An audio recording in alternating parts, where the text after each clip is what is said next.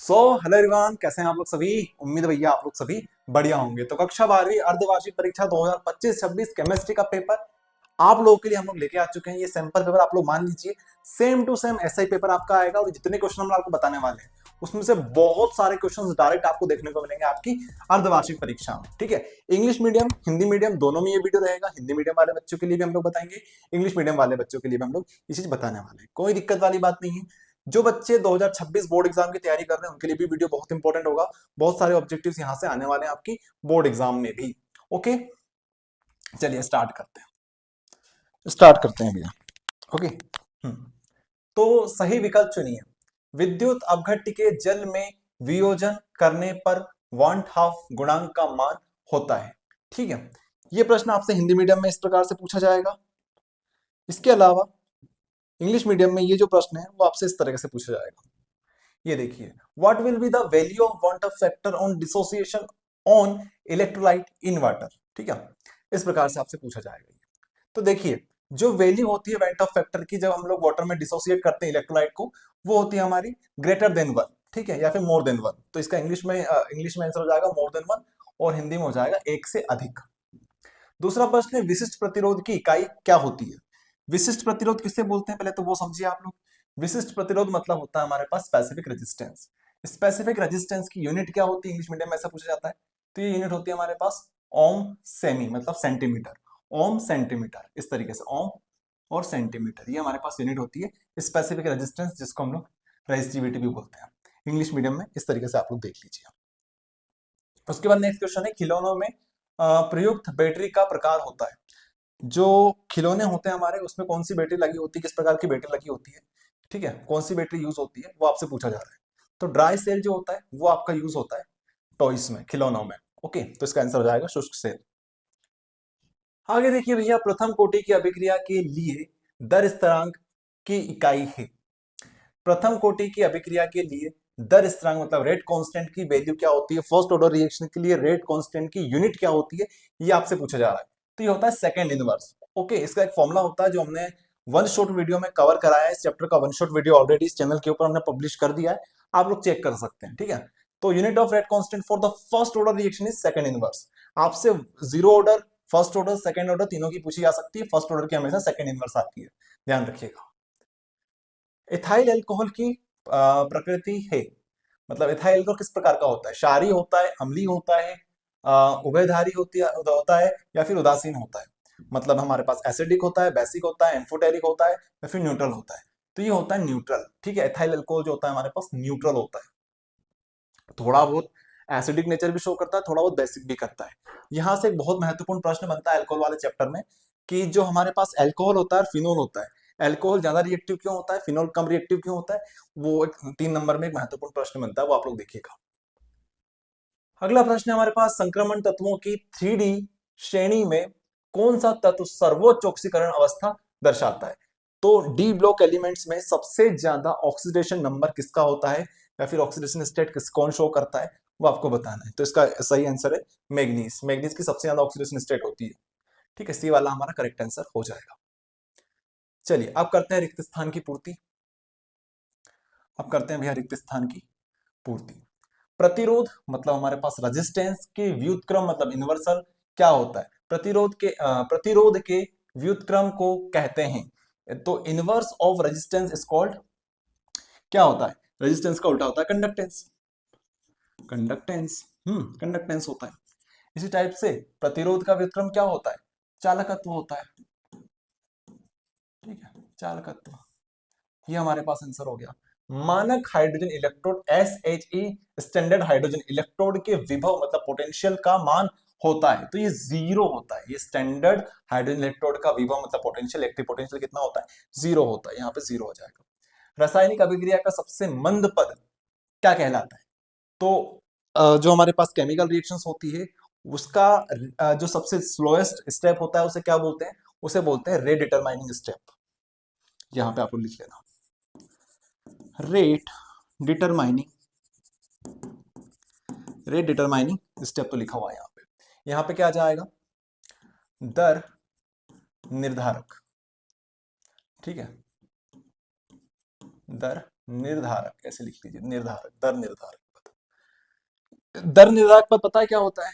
Rate rate determining step क्या होती है? सबसे स्लोएस्ट स्टेप को रेट डिटरमाइनिंग स्टेप बोलते हैं।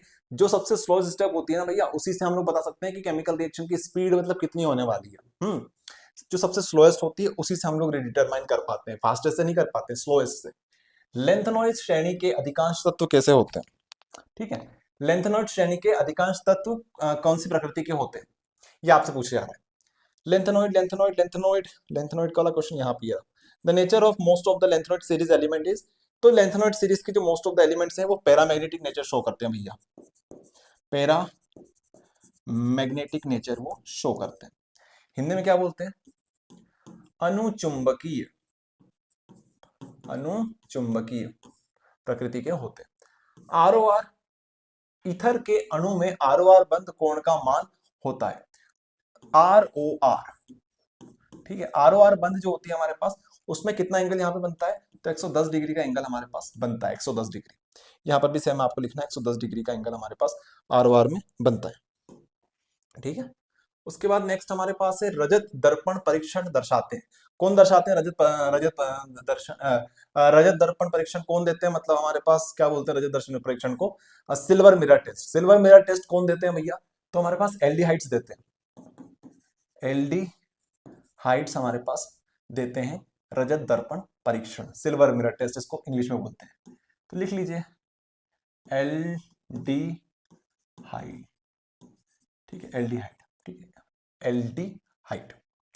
चलिए भैया आगे देखते हैं, आगे देखते हैं सत्य असत्य देखते हैं, सत्य असत्य, सत्य असत्य। चलिए, पहला हमारे पास है homogeneous mixture of two components is called solution. तो homogeneous mixture of two components को क्या सॉल्यूशन कहते हैं? बिल्कुल सही बात है, ट्रू है ये। दो घटकों का समांगी मिश्रण ही विलयन कहलाता है, बिल्कुल करेक्ट है। ईंधन सेल रॉकेट में प्रयुक्त होता है, बिल्कुल सही बात है। फ्यूल सेल जो होता है वो किसमें यूज होता है? रॉकेट में तो यूज होता है, ये ट्रू है। देखो एमपी बोर्ड में इसी टाइप के क्वेश्चंस आते हैं। शून्य कोटि की अभिक्रिया का अर्ध आयुकाल T/2 0.693 अपॉन के होता है क्या? नहीं होता है, ये शून्य कोटि का नहीं होता है, फर्स्ट कोटि का होता है। तो ये हमारे पास फॉल्स हो जाएगा।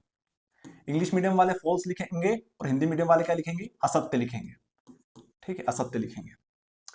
डीडीटी का स्थायी प्रदूषक है। डीडीटी क्या स्थायी प्रदूषक होता है? बिल्कुल सही जवाब है।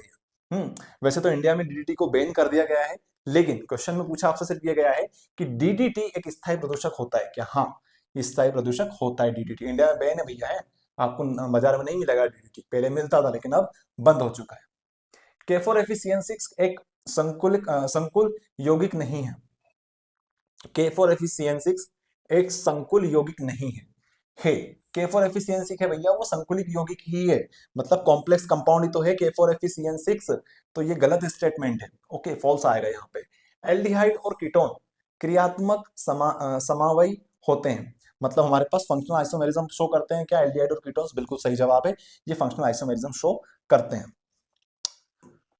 ठीक है, चलिए आगे बढ़ते हैं। Match the column, match the column.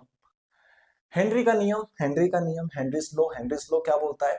Semi phosgene gas आंशिक दाब। ठीक है, यहाँ पे फर्स्ट हो जाएगा। आंशिक दाब बोले तो भैया पार्शियल प्रेशर, पार्शियल प्रेशर से रिलेटेड है हमारा हेनरी का नियम।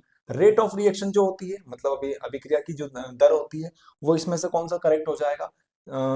अभिक्रिया की दर जो किसके ऊपर डिपेंड करती है? अभिकारक का सांद्रण, मतलब ये वाला हमारा करेक्ट हो जाएगा। इसी के ऊपर ये डिपेंड करती है, कंसंट्रेशन के ऊपर ये डिपेंड करती है। कंसंट्रेशन ऑफ द रिएक्टेंट वाला ये जो ऑप्शन है, ये हमारा सेकंड वाला हो जाएगा, ये फर्स्ट, ये सेकंड। उसके बाद सेल स्थिरांक, मतलब सेल कांस्टेंट जो होता है उसको हम लोग बोलते हैं L/A। तो इसकी यूनिट क्या हो सकती है? यहाँ पे यूनिट दे रखी सेमी सेंटीमीटर इनवर्स, यही होती है हमारे पास। जो लेंथ होती है उसको हम सेंटीमीटर में मेजर करते हैं, एरिया जो होता है सेंटीमीटर का स्क्वायर होता है। 1 सेंटीमीटर से 1 सेंटीमीटर कट गया, बचा अपन में सेंटीमीटर, तो ये हमारा करेक्ट हो जाएगा। तो इसको आप लोग नंबर दे दीजिए 4, यहाँ पे आ जाएगा 4। उसके बाद आपसे क्या पूछा जा रहा है? क्लोरोफॉर्म क्या होता है? क्लोरोफॉर्म फॉस्जिन गैस होता है। अच्छा, ये पांचवा है हमारा, ठीक है। क्लोरोफॉर्म जो होता है फॉस्जिन गैस, मतलब जहरीली जो गैस होती है वो किससे बनती है? क्लोरोफॉर्म से बनती है। ये रिएक्शन है क्लोरोफॉर्म की, बहुत इंपॉर्टेंट है एमपी बोर्ड के लिए। फर्स्ट रिएक्शन में क्लोरोफॉर्म की यही पढ़ते हैं, फॉस्जिन गैस वाली, वहां पे फॉस्जिन गैस बनती है और ये जहरीली होती है। लेंथेनॉइड जो होता है उनको क्या बोलते हैं? लेंथेनॉइड को हम लोग आंतरिक संकरण तत्व या फिर संक्रमण तत्व बोलते हैं। ठीक है, ये हमारा करेक्ट हो जाएगा। इनर ट्रांजिशन एलिमेंट इसे ही बोलते हैं। ओके, चलिए, तो ये हमारे हो गए फिनिश। इस तरीके से हम आगे बढ़ते हैं, आगे बढ़ते हैं भैया। ठीक है, आगे बढ़ते हैं। एक शब्द वाक्य में उत्तर लिखिए। किसी सेल में एनोड पर होने वाली अभिक्रिया का नाम लिखिए। किसी सेल में एनोड पर, किसी सेल में एनोड पर होने वाली अभिक्रिया का नाम लिखिए। कौन सी दो प्रकार की अभिक्रिया होती है, एक होता है ऑक्सीडेशन, एक होता है रिडक्शन। ये दो तो पॉसिबल है, ऑक्सीडेशन रिडक्शन। तो देखिए, आपको एक फॉर्मूला बताते हैं, LOAN, इससे आप याद रखिए। जब भी लेफ्ट आए तो लेफ्ट में हमेशा ऑक्सीडेशन होता है, लेफ्ट ऑक्सीडेशन। तो यहाँ पे क्या आ जाएगा आंसर, ऑक्सीडेशन यहाँ पे आ जाएगा, ऑक्सीडेशन यहाँ पे आ जाएगा। हिंदी मीडियम वाले क्या लिखेंगे, ऑक्सीकरण, ऑक्सीकरण, ऑक्सीकरण हमारा आंसर यहाँ पे हो जाएगा। उसके बाद है सक्रियण ऊर्जा को परिभाषित कीजिए। सक्रियण ऊर्जा बोले तो एक्टिवेशन एनर्जी, आपको यहाँ पे डेफिनेशन लिखनी है। ये 2 नंबर में भी आ सकता है, साथ में इस तरह से हमारे पास आ सकता है 1 सेंटेंस में। ठीक है, देखिए एक्टिवेशन एनर्जी क्या होती है, एक मॉलिक्यूल्स होता है, मॉलिक्यूल को एक मिनिमम अमाउंट ऑफ एनर्जी चाहिए। क्यों चाहिए भैया, ताकि वो रिएक्शन में पार्टिसिपेट कर सके। एक मॉलिक्यूल को अगर रिएक्शन में पार्टिसिपेट करना है तो एक मिनिमम अमाउंट ऑफ एनर्जी लगती है, उसे बोलते हैं activation energy. The minimum amount of energy required to participate in a chemical reaction, that energy is known as activation energy. Hindi medium वाले बच्चे क्या लिखेंगे, सक्रियण ऊर्जा। तो जो अणु होते हैं, ठीक है, अणुओं को किसी अभिक्रिया में पार्टिसिपेट करने के लिए या फिर उसमें जाने के लिए, उसमें उपयोग होने के लिए एक न्यूनतम ऊर्जा चाहिए होती है। उस न्यूनतम ऊर्जा को हम क्या कहते हैं, सक्रियण ऊर्जा कहते हैं। ए ब्लॉक के तत्वों का सामान्य इलेक्ट्रॉनिक विन्यास लिखिए। ठीक है, ये आपसे पूछा जा रहा है कि जनरल इलेक्ट्रॉनिक कॉन्फ़िगरेशन लिखना है आपको ए ब्लॉक एलिमेंट की। तो जनरल इलेक्ट्रॉनिक कॉन्फ़िगरेशन में यहाँ पे लिख रहा हूँ, आप लोग देख लीजिएगा। ए ब्लॉक एलिमेंट की लिखनी है ना, तो n-2 ये हमारा F हो जाएगा, n-1 ये हमारा D हो जाएगा, और यहाँ पे NS हो जाएगा। F में इलेक्ट्रॉन जाएंगे 1 से लेकर 14 तक, D में जाएंगे हमारे पास 1 या 2, NS जो होता है, S हमारा जो होता है वो फिक्स होता है, उसमें 2 इलेक्ट्रॉन जाते हैं। तो इस तरीके से आपका ये इलेक्ट्रॉनिक कन्फिग्रेशन हो जाएगा। हिंदी मीडियम इंग्लिश मीडियम दोनों में सेम लिखना है। ठीक है, दिख रहा है आप सभी को इस तरीके से। नेक्स्ट हमारे पास है रोजनमंड अभिक्रिया का रासायनिक समीकरण लिखिए। तो आपको रोजनमंड रिएक्शन यहाँ पे लिखनी है। रोजनमंड रिएक्शन किसकी होती है, रोजनमंड रिएक्शन भैया हमारे पास एल्डिहाइड की प्रिपरेशन मेथड होती है। फर्स्ट प्रिपरेशन मेथड होती है रोजनमंड रिएक्शन। क्या होता है, यहाँ पे हमारे पास एसिड क्लोराइड होता है। एसिड क्लोराइड में हम लोग रिएक्शन किसकी कराते हैं, हम लोग इसका रिडक्शन कराते हैं, मतलब हाइड्रोजन गैस के साथ रिएक्शन कराते हैं। तो हमारे पास क्या बन जाता है, यहाँ पे कुछ नहीं बनेगा, अगर ऐसा छोड़ोगे तो कुछ नहीं बनेगा। यहाँ पे हमें कैटलिस्ट यूज करना होता है, जिसे बोलते हैं लिंडार कैटलिस्ट। लिंडार्स कैटलिस्ट, लिंडार कैटलिस्ट आप लोगों को लिखने की जरूरत नहीं है, आप लोग याद रख लो। वो होता है पैलेडियम ओवर बेरियम सल्फेट। ठीक है, BaSO4। तो इसको थोड़ा सा लंबा कर देते हैं इस तरीके से। तो ये हमारे पास रिएक्शन जो होती है, इसमें क्या मिलता है हमारे पास, ये RCOH क्या बनाता है, RC डबल बॉन्ड OH, ये एल्डिहाइड बना लेगा, और H जो एक H बचेगा वो यहाँ से Cl को ले जाएगा। वेरी सॉरी, यहाँ पे Cl आएगा, एसिड क्लोराइड है ये, Cl है यहाँ पे, तो यहाँ पे HCl बन जाएगा। ठीक है, RC डबल बॉन्ड OCl, यहाँ पे Cl आएगा, एसिड क्लोराइड, यहाँ से क्या बनेगा हमारे पास, एल्डिहाइड बन जाएगा। इस तरीके से आपको लिख के आना, इसको यहाँ लिखना, इसको यहाँ पे चिपका देना। ठीक है, ये हमारा रिएक्शन कंप्लीट हो गई। Hindi medium English medium same है दोनों में। प्रोटीन का एकलक लिखिए। सबसे सिंपल क्वेश्चन, प्रोटीन किससे मिलके बनता है भैया, अमीनो अम्ल से। अरे अमीनो, अमीनो अम्ल से क्या बनता है, हमारे पास प्रोटीन बनता है अमीनो अम्ल से। इंग्लिश में क्या बोलते हैं, अमीनो एसिड से मिलके बनता है। ये सारे क्वेश्चंस थे। आई होप आप सभी को वीडियो अच्छा लगा होगा। वीडियो अच्छा लगे तो भैया लाइक कर देना वीडियो को, चैनल को सब्सक्राइब कर देना। इसके अलावा अगले ही वीडियो में हम लोग दूसरे सब्जेक्ट लेके आएंगे। फिजिक्स हमारे पास है, मैथ्स हमारे पास है, बायोलॉजी हमारे पास है, इंग्लिश है, हिंदी है। ठीक है, तो मिलते हैं नेक्स्ट वीडियो में, तब तक के लिए धन्यवाद।